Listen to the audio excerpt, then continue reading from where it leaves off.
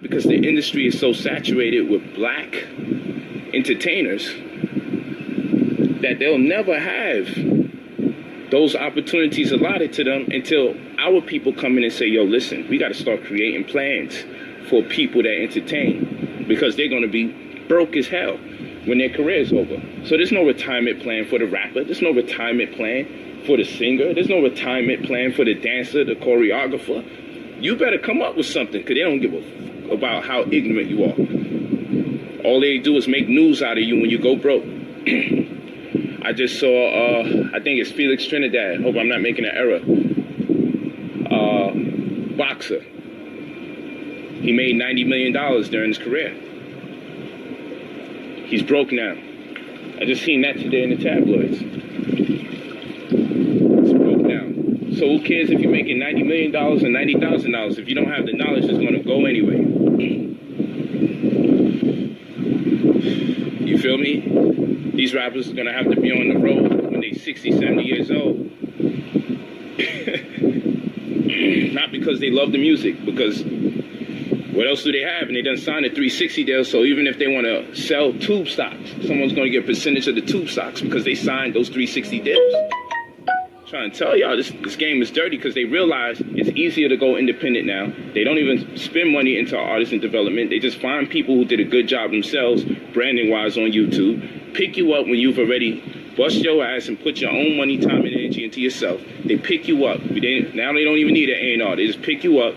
Distribution's a whole lot different. So they realize a lot of us are going to get smart and start going independent. So they're like, man, we're going to tie you up with these 360 deals. So even when the contract, so-called, runs out and you do the amount of albums that we signed you to, you're still going to be obligated to give us a percentage of anything you do off of that name that grew into success. So like I said, if you work McDonald's after a successful rap career, they're going to get a percentage of your McDonald's check. That's a 360 deal. It's a death contract. Might as well be a mortgage. Might as well be a mortgage. So you gotta wake up and realize what's going on. Gotta wake up and realize what's going on. I'm gonna be nailing this information over and over again, because it's so very important. It's so very valuable. I don't want you to be able to come on my wall and not see anything that reflects some form of material success. There's a fear that if people see too much material success, they're going to become materialistic. So instead, we become these so-called, these quasi pseudo spiritual groups that's not into materialism. So we're wearing fucking rags. We're wearing rags showing up to lectures. Yes. And that's whack. Wearing rags showing up to lectures is whack. It's corny. It doesn't make no sense. And it's slowing us down as a people. I'll talk about mortgages. But the number one thing you need to know about, family, when you want me to talk about mortgages, is that the word mortgage in itself attests to the strategy.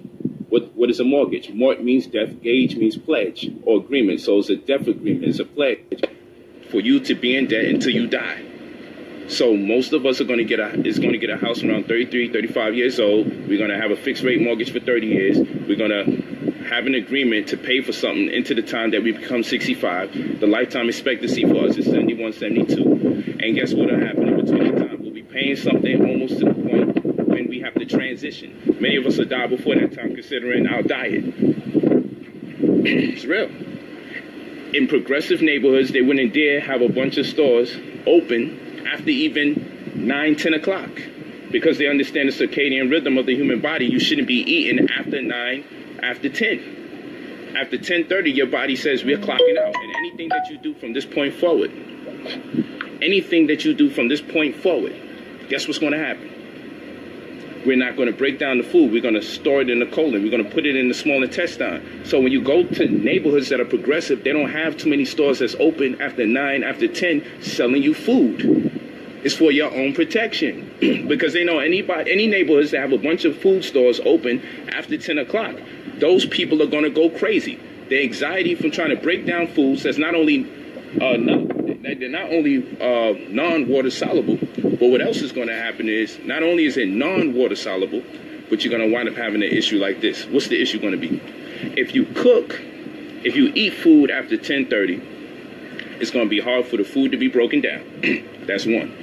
After 10:30, food is hard to be broken down. So your body's not, what's up, gang? The body's not accustomed to breaking down food after those hours. You feel what I'm saying? So now, if your body's not accustomed to breaking down food after 10 o'clock, well, I should say this, your body shouldn't be accustomed to breaking down food after 10 o'clock because the body clocks out at 10:30 via your circadian rhythm. It clocks out at 10:30. I'm not breaking down no more food. I'm going off